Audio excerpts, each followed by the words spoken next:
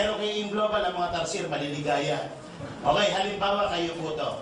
Gigil na gigil ka na talaga dito, ayaw magtrabaho, ayaw magbenta. Isang araw na imbita mo si Kay.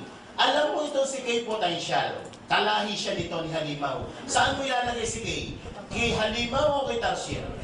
Ito mo siya, ilalagay mo siya dito. Ang tawag po dyan is spillover. Spillover. Kapag nilagay mo si Kay dito, yung 500 pesos na direct referral mo sa kanya, sa'yo mapupunta. Hindi po sa kanya kasi ikaw nag-imbita dito. Pero, yan po ay mapapakunik dito sa Tarsier na yan. At pag napakunik itong si Kay Tarsier yan, Tarsier na yan, ang pinakamasayang Tarsier sa lahat ng Tarsier. Alam mo pa, naka-smile yan? Ito ang kitaan po ng mga Tarsier. Number 5, para sa lahat ng... Ayan. Okay. Ayaw magtrabaho. May mga tao po talagang ganito. Nagjo-join lang, kinukuha lang scholarship para magamit ng beneficiary. Nagjo-join lang, gumagamit ng produkto, pero ayaw magtrabaho. Nalagyan ng tao ni ikaw, nilagay mo to dito. So ano mangyayari dito? Nilagyan ng tao. Si Kay nalagay. Nagkataon si Kay, medyo malakas magbenta ng product. Lahat ng ibebenta ni Kay na produkto, 5% aakyat po dyan. Yung 5% mapupunta sa'yo. So yung benta ni Kay, 10% ng paghahatian yung dalawa. Maganda po ba? Eh, paano ko ito sige nagpalaki ng grupo? Up to 10th level ng grupo ni Kay, may 5% na aakyat dyan. So, maganda po ba o maganda? Kaya nung nakita ko to, sabi ko, ang ganda. Kaya lang, sabi ko, sayang naman to. So, anong ginawa ko dito? Pwede nyo gawin din po ito. Itong first level ko, ginawa ko dito, hindi ibang tao na muna. Ipinasok ko dito pamilya ko. Dito ko nilagay asawa ko, dito ko nilagay anak ko. Ako lang nagtrabaho. Nilagyan ko sila ng tao dito, pero hindi isa. Dinalwa ko na yan. Bakit? Para may kita sa number 3, yung sales match. Tama po ba? Itong wife ko, nilagyan ko rin ng 2. Eh, itong nasa ilalim na 4 na yan, karamihan dyan, millionaires club po ng kumpanya na.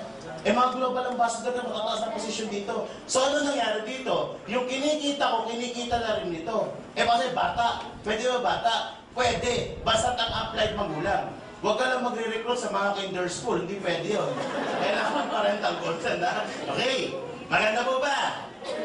Ito na po ang kahulihang kitaan. Malapit na po tayo matapos. Ang tawag dyan is third step overriding commission. Dito, medyo kailangan mong, medyo masipag ka. Bawal ang Tarsier dito. Dito sa number 6, kailangan tumaas ang inyong posisyon para tumaas ang inyong commission. Okay. Ang unang posisyon ng tawag ay distributor. Kapag distributor ka, wala ka munang kita sa number 6. Once na bumili po kayo nito, automatic ang titulo mo distributor. Kailangan ka maging silver para may 10% ka. Kailangan maging gold ka para maging 20%. Kailangan maging global ka para maging 30%.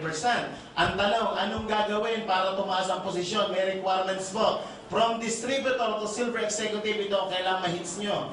10 global points. Gold executive is 100 global points. Global ambassador is 1,000 global points. Ano yung global points na tinatawag? Lahat ng produkto may mga points. Ang 5 po ng C24/7 equivalent to 1 point. Ang complete is 6 is 1 point. Qualities is 8. Lahat, pati kape may mga points. Kapag naka 10 points ka na, magiging silver ka, may 10% ka ng kita sa grupo mo, sa sales ng buong grupo mo. Kapag ikaw naging gold, magiging 20, kapag naging global, 30. Sino ang magbebenta ng mga requirements? Yan ba'y benta ko lang mag-isa? Hindi po. Yan po'y accumulation of group reorders. Ibig sabihin, yan ay benta mo at benta ng buong grupo. Ikaw at ang buong grupo mo, no time frame. Ang mga requirements po natin, no time frame, pwede i-hit mo ng 2 months, 3 months, 1 year, bahala ka. Sa ibang company, may time frame, 2 months, 3 months, pag hindi mo na-hit, back to 0 ka. Tayo, no time frame.